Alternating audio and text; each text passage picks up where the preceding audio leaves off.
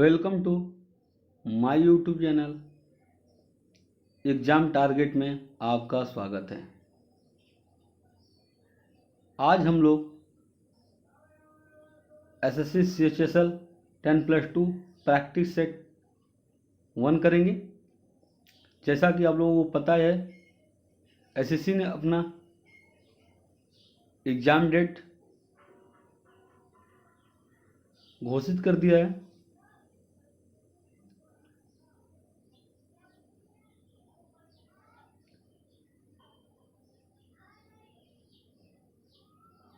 Exam date लगभग 2.5 महीने के करीब है। एग्ज़ाम आपका अगस्त में होगा। इसको देखते हुए मैंने मैथ का प्रैक्टिस सेट स्टार्ट किया है। आप लोग ज़्यादा से ज़्यादा इसको वीडियो को देखें और मैथ का प्रैक्टिस करें और मेरे YouTube channel S competitive exam जो एग्ज़ाम टारगेट के नाम से आएगा उसे सब्सक्राइब कर बेल आइकन को दबाना ना भूलें। चलिए चलते हैं, लेट ना करते हुए हम लोग आज के अपने पहले क्वेश्चन पे, जैसे हम लोग अधिक से अधिक क्वेश्चन प्रैक्टिस कर सके। ठीक है, चलिए चलते हैं पहले क्वेश्चन पे। आज का पहला क्वेश्चन है, यदि x तथा y एक संख्या 347xy के दो अंक इस प्रकार हैं कि संख्या 80 से पूर्णतया विभाजित हो जाती है तो x प्लस y का मान क्या होगा। कोई नंबर दिया है, उसको बोला है उस संख्या को 80 से पूर्णतया विभाजित हो जाती है, लेकिन उस संख्या में एक्स वाई के स्थान पे हम लोग को बताना है कि क्या लिखा जाएगा और x प्लस वाई का मान क्या होगा अगर उन लोगों को जोड़ा जाएगा। तो कैसे करेंगे बताइए। पहले तो 80 से विभाजित होने का मतलब क्या है। 80 से विभाजित होने का मतलब क्या है, 10 से और 8 से विभाजित होना। ठीक है, 10 से और 8 से विभाजित होना। ठीक है, 10 से विभाजितता का नियम क्या होता है बताइए। क्या होता है, लास्ट दो डिजिट, लास्ट के दो डिजिट लास्ट के दो डिजिट। ठीक है, क्या होना चाहिए, 10 से विभाज्य होना चाहिए। क्या होना चाहिए, 10 से विभाजित होना चाहिए।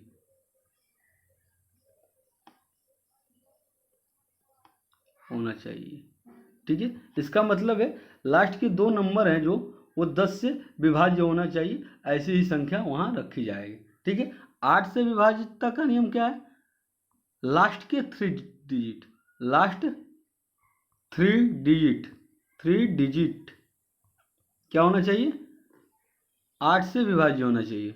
8 से विभाज्य होना चाहिए, तभी ये संतुष्ट करेगा। ठीक है, तो कैसे करेंगे बताइए। क्या दिया संख्या, 347xy, 347xy। ठीक है, इसको क्या करना, 80 से विभाजित करना है। तो 80 से मतलब 10 से और 8 से। मैंने 10 का विभाजितता का नियम क्या बताया, यहाँ ऐसा क्या रखा जाए कि 10 से विभाजित हो जाए। एक तो हम लोग 10 भी रख सकते हैं, फिर 20 भी रख सकते हैं, 30 भी रख सकते हैं। ठीक है, लेकिन 8 से भी विभाजित होना चाहिए। लास्ट के थ्री डिजिट क्या होना चाहिए, 8 से विभाजित होना चाहिए। 8 का विभाजितता का नियम क्या बोलता है, लास्ट 3 डिजिट क्या होना चाहिए, 8 से विभाजित होना चाहिए। ठीक है, तो 10 रखने पर यहाँ 7 आएगा, तो लास्ट 3 डिजिट है जो 8 से विभाजित होगा, नहीं होगा, ये नहीं होगा। फिर अब अगला देखिए, 20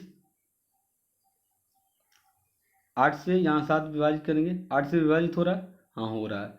तो क्या होगा, हम लोगों का संख्या क्या होगी, 3 4 7, एक्स वाई की जगह पे क्या होगा 2 0, एक्स वाई की जगह पे क्या होगा 2 0, एक्स का मतलब क्या होगा 2, वाई का मतलब क्या होगा 0। हम लोग से क्वेश्चन क्या पूछा था, एक्स प्लस वाई का मान क्या होगा, एक्स प्लस वाई का मान क्या होगा बताइए, एक्स प्लस वाई का मान क्या होगा 2 प्लस 0 कितना हो गया 2, कितना हो गया 2, आंसर क्या आ जाएगा 2, ऑप्शन नंबर ए, आंसर क्या आ जाएगा 2। ठीक है, आपको समझ में आया होगा। चलिए अगले क्वेश्चन पे, क्वेश्चन नंबर 2, 12 सही 1/2 प्लस 12 सही 1/3 प्लस 12 सही 1/6 का मान क्या होगा। और कैसे करेंगे, आप इसको कैसे करेंगे, आप इसे ऐसे लिख सकते हैं बताइए, 3 इंटू ये 12 बाहर आ जाएगा प्लस 1/2 प्लस 1/3 प्लस 1/6 लिख सकते हैं इसको, हाँ लिख सकते हैं।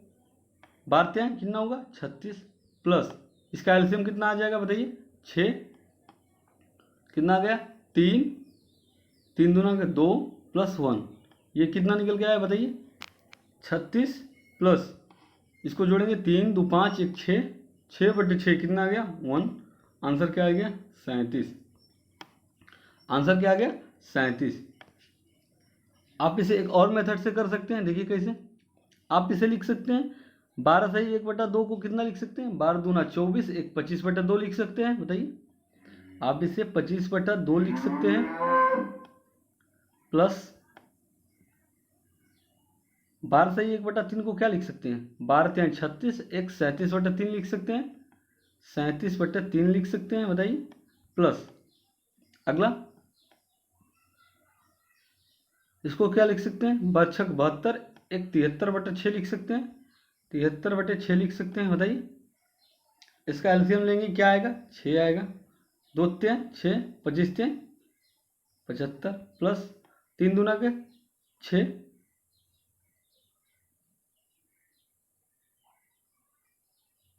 3 दूना के 6 और 37 दूना 74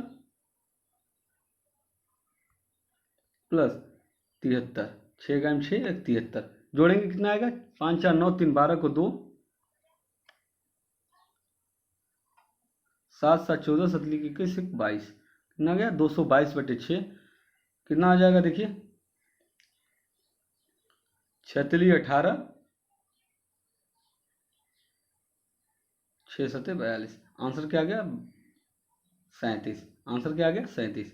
आप दोनों मेथड से कर सकते हैं, ये पहला मेथड था और ये आपका दूसरा मेथड था। ठीक है, चलिए अगला क्वेश्चन, अगला क्वेश्चन बोल रहा है यदि x/y बराबर 4/5 तो 4/7 plus 2y minus x/2y plus x का मान क्या होगा। कैसे करेंगे हल बताइए, आप क्या कर सकते हैं x का मान 4, y का मान 5, यहाँ से डायरेक्ट रख सकते हैं। अगर x/y बराबर 4/5 दिया हो तो x का मान आप डायरेक्ट 4 और y का मान डायरेक्ट 5 रख सकते हैं। देखिए कैसे हल करेंगे, 4/7 प्लस 2 इंटू y का मान कितना है 5 माइनस x का मान कितना है 4,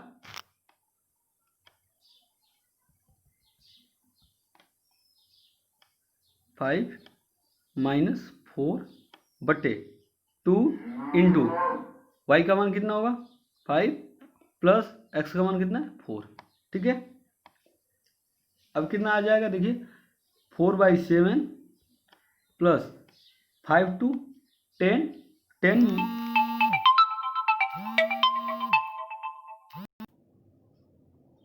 4 4/7 इंटू 5 2 इंटू 5 कितना हो गया 10 और 10 माइनस 4 कितना हो गया 6 बटे अपान 2 इंटू 5 कितना हो गया 10 प्लस 4 कितना हो गया 14। यहाँ भी आप 2 का मल्टीप्लाई कर दीजिए, यहाँ भी 2 का मल्टीप्लाई कर दीजिए, ये भी 14, ये भी 14 हो गया, ये भी 14 हो गया। एलसीएम क्या आएगा 14। ये कितना हो गया 4 दूना 4 इंटू 2 8 प्लस 6 कितना हो गया 14। कितना हो गया 14। 14 इंटू 14 कितना हो गया 1। आंसर क्या आ गया 1। आंसर क्या आ गया ऑप्शन नंबर सी 1। ठीक है। अगला क्वेश्चन 1500 प्लस √441 कैसे करेंगे हल? क्या लिखेंगे? फिर 1500 प्लस √441 √441 कितना होता है बताइए? अंडर रूट से बाहर निकलेगा कितना होगा बताइए? 1500 प्लस अंडर रूट से बाहर निकलेगा 441 कितने का है? 21 का है। 21 का स्क्वायर कितना होगा 441। ठीक है। अब कितना हो गया 1521 कितना हो गया आंसर बताइए? 1521 कितना हो गया? Answer number B, option number B. कितने का है? 39 का है। कितने का है? 39 का। 39 का स्क्वायर कितना होता है? 39 इंटू 39 कितना होता है? ऐसे देख लीजिए बराबर कितने का होता है? 39 इंटू 39 कितना होता है? 1521। अंडर रूट पार आएगा एक 39। आंसर क्या होगा 39। ठीक है। अगला क्वेश्चन, अगला क्वेश्चन यदि 3 के पावर 10 इंटू 27 के पावर 2 बराबर 9 के पावर 2 इंटू 3 के पावर n हो तो n का मान बताइए। कैसे करेंगे? 3 के पावर 10 3 के पावर 10 इंटू 27 के पावर 2 क्या लिख सकते हैं? 3 के पावर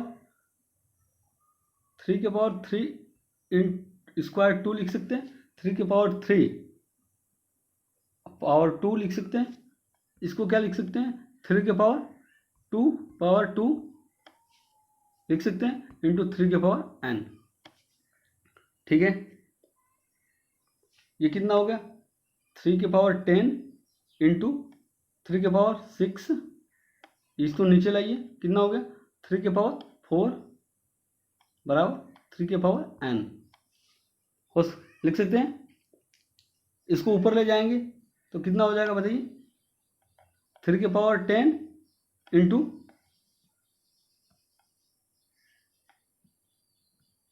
3 के पावर 10 इंटू इसको ऊपर ले जाएंगे 3 के पावर 6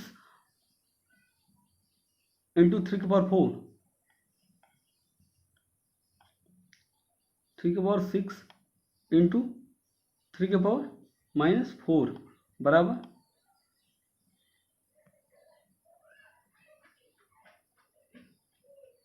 3 के पावर n लिख सकते हैं। ये ऊपर जाएगा माइनस हो जाएगा तो कितना हो जाएगा? 3 के पावर 10 इंटू माइनस होगा लिख सकते हैं 3 के पावर 6 माइनस 4 बराबर 3 के पावर n कटेगा कितना होगा 2।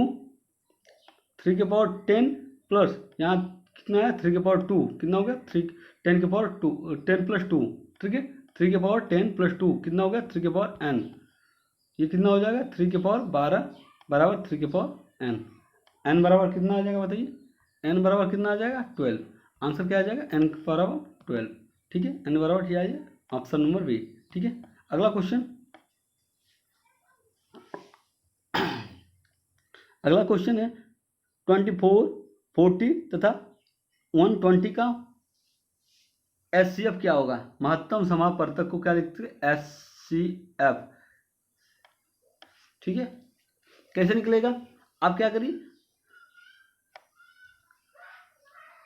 बड़ी से छोटी को घटाइए 40 माइनस 24 कितना होगा बताइए? 16।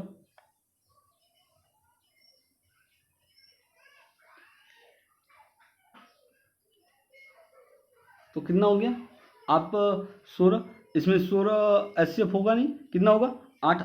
आंसर क्या आ गया? किसके मल्टीप्लिकेशन में? 8 का है तो आंसर क्या आ गया 8। HCF क्या होगा 8। ठीक है। आप क्या करेंगे बड़े से छोटे को घटाइए कितना होगा 40। इसमें से इसको घटाएंगे कितना आएगा 40। फिर 40 से 24 को घटाएंगे कितना आएगा 16। ठीक है।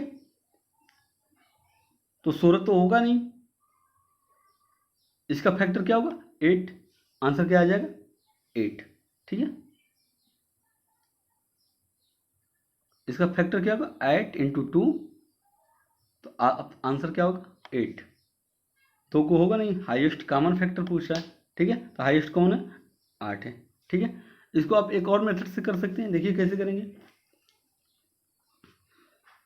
आज 24 को क्या लिख सकते हैं 2 इंटू 2 इंटू 2 इंटू 3 लिख सकते हैं। 40 को क्या लिख सकते हैं 2 इंटू 2 इंटू 2 इंटू इंटू 5 लिख सकते हैं। बताइए 120 को क्या लिख सकते हैं, देखिए 2 इंटू 2 इंटू 2 इंटू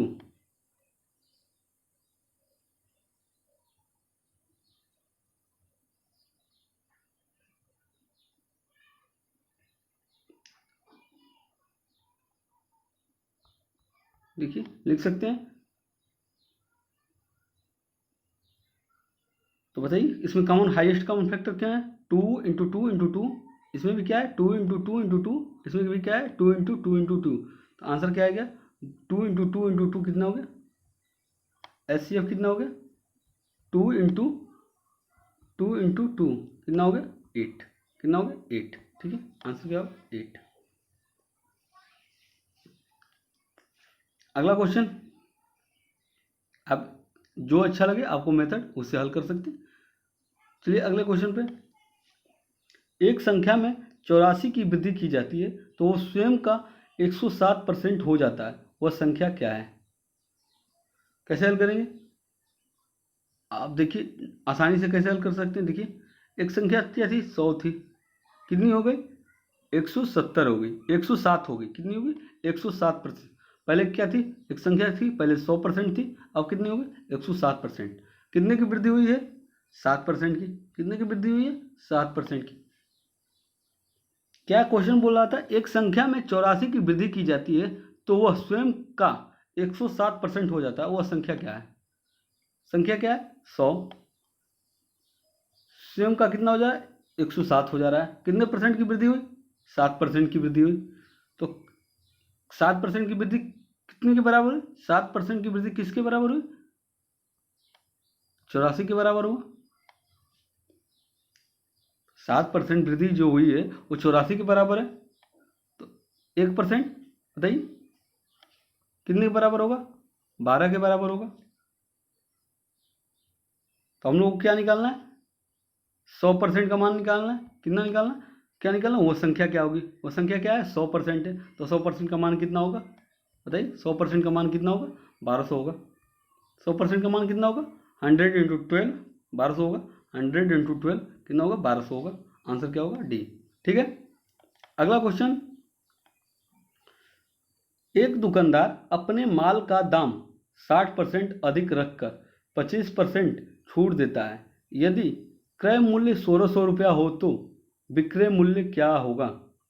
कैसे करेंगे बताइए।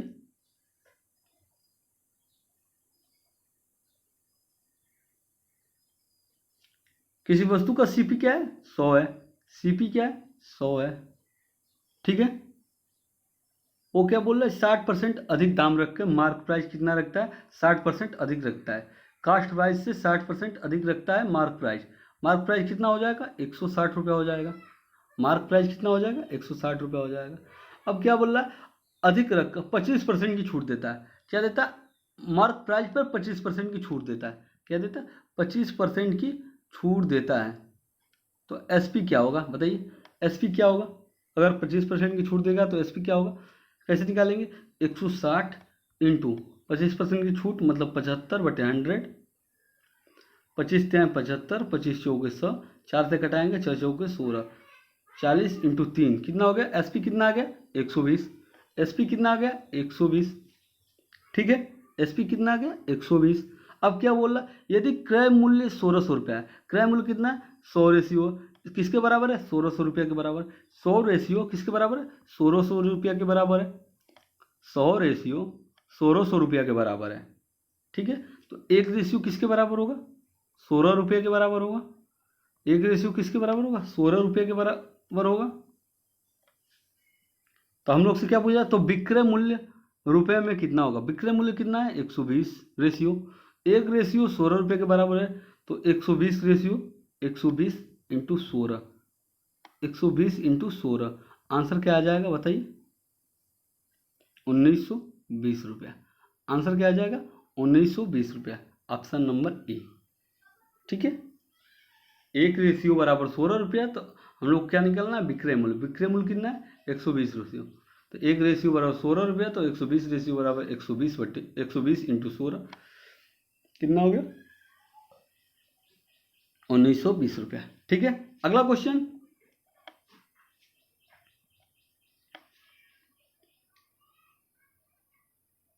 यदि एक साड़ी 1900 रुपये में बेची जाती है तो विक्रेता को 5% नुकसान होता है और 15% लाभ अर्जित करने के लिए उससे साड़ी को किस मूल्य पर बेचना चाहिए?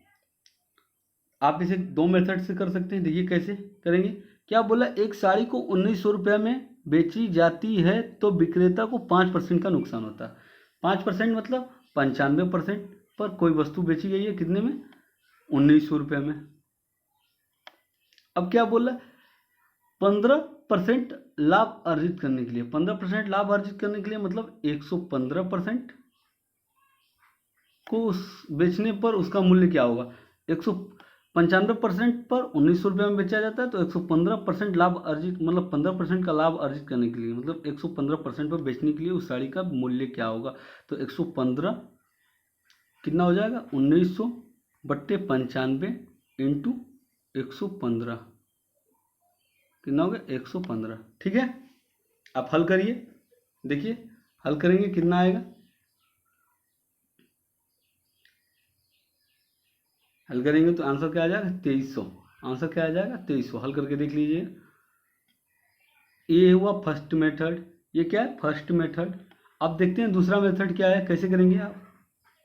क्या बोल रहा था? यदि एक साड़ी को 1900 रुपये में बेचा जाता है तो विक्रेता को 5% का नुकसान होता है। 5% को हम लोग क्या लिख सकते हैं?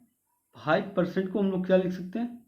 5/100 कटाएंगे 5 दूना 10 20, कितना हो गया? 1/20। सीपी और एसपी। ठीक है, सीपी कितना था? 20, एक की कमी हो गई तो कितने में बिका? 19 रुपये में। अब क्या बोला था? 15% लाभ अर्जित करने के लिए 15% रेशियो में कितना होगा? फ्रैक्शन में कितना होगा? 15/100। क्या लिख सकते हैं? 5 × 15, 5 दूना के 20, मतलब 3/20। ठीक है, लाभ पे बेचने पर दूसरी उसे 20 रुपये की वस्तु खरीदी थी और क्या कर रहा था? 3 का लाभ हो रहा था। 15% का लाभ था मतलब 3 का लाभ हो रहा था। कितने में वस्तु बेची? 23 रुपये। 20 रेशियो में वस्तु खरीदी थी और 3 अधिक में बेची मतलब 23 रेशियो में बेचा। ठीक है, अब क्या बोल रहा था? ये 1900 रुपये में बेची तो विक्रेता को 5% का नुकसान हुआ। ये 1900 किसके बराबर है? 19 रेशियो बराबर कितना है? 1900 रुपया। तो एक रेशियो किसके बराबर है? 100 रुपये के। 19 रेशियो किसके बराबर है? 1900 के। तो एक रेशियो किसके बराबर है? 100 रुपये के। तो हम लोग से क्या पूछा है? क्वेश्चन पूछा है उस साड़ी का विक्रय मूल्य 15% लाभ अर्जित करने के लिए उस साड़ी का विक्रय मूल्य किस मूल्य पर बेचना होगा? तो 15% लाभ मतलब 23 रेशियो। तो एक रेशियो 100 रुपया, तो 23 रेशियो का मूल्य क्या होगा? 23 इंटू 100, कितना हो गया? 2300 रुपया। आंसर क्या आ गया? 2300 रुपया। ठीक है, अगला क्वेश्चन। ए एक काम को 18 दिनों में और बी 36 दिनों में पूरा कर सकता है। यदि वे 9 दिनों के लिए एक साथ काम करते हैं तो कितना प्रतिशत काम शेष बचेगा? ए एक काम को कितने दिन में? 18 दिन में। बी एक काम को कितने दिन में करता है? 36 दिन में करता है। ठीक है, क्या करेंगे? एलसीएम लेते हैं। कितना आएगा एलसीएम 18 36 का? 36। तो ए एक दिन में कितने यूनिट काम करेगा? 18 दूना 36, 2 यूनिट काम करेगा। बी एक दिन में कितने यूनिट काम करेगा, 36 से काम 36, 1 यूनिट काम करेगा। ठीक है, अब क्या बोल रहा है, यदि वे 9 दिनों के लिए एक साथ काम करते हैं, ए और बी एक दिन में एक साथ कितना काम करते हैं बताइए। ए प्लस बी एक दिन में कितना काम करते हैं, 2 1 3 3 3 यूनिट काम करते हैं। कितना काम करते हैं, 3 यूनिट काम करते हैं। लेकिन यदि वे 9 दिनों के लिए एक साथ काम करते हैं, एक दिन में 3 यूनिट, तो ए और बी 9 दिन में, ए प्लस बी 9 दिन में कितने यूनिट काम करेंगे, 3 × 9 कितना हो गया, 27 यूनिट। कितना हो गया, 27 यूनिट काम करेंगे। ठीक है, कितना काम करेंगे, 27 यूनिट काम करेंगे। अब क्या बोल रहा है, तो कितना प्रतिशत काम शेष बचेगा, कितना प्रतिशत काम शेष बचेगा, 36 काम था, टोटल काम कितना था, 36 था। काम हुआ कितना है 9 दिन में, 27। बचा कितना काम बताइए, बचा काम कितना, 9। शेष काम कितना बचा, 9। शेष काम कितना बचा, 9। ठीक है, शेष काम कितना बचा है, 9। तो अभिष्ट प्रतिशत क्या होगा, प्रतिशत क्या होगा, अभिष्ट प्रतिशत क्या होगा बताइए, अभिष्ट प्रतिशत क्या होगा, 9 रेशियो काम बचा। ठीक है, 9 रेशियो काम बचा। टोटल काम कितना था, कितने में से, 36 में से इंटू 100। 9 से कटाएंगे, 9 4 बार कटेगा, 4 से कटाएंगे 25%। कितना काम शेष बचा, 25% काम शेष बचा। ठीक है, आई होप आपको वीडियो पसंद आया होगा। वीडियो पसंद आए तो वीडियो को लाइक करें, शेयर करें और चैनल को सब्सक्राइब कर बेल आइकन को दबाना ना भूलें। मैं आपको डेली ऐसे ही टॉप 10 क्वेश्चन लेके आऊँगा जो SSC HSL में आपको बहुत ही काफ़ी मदद करेगा। जय हिंद।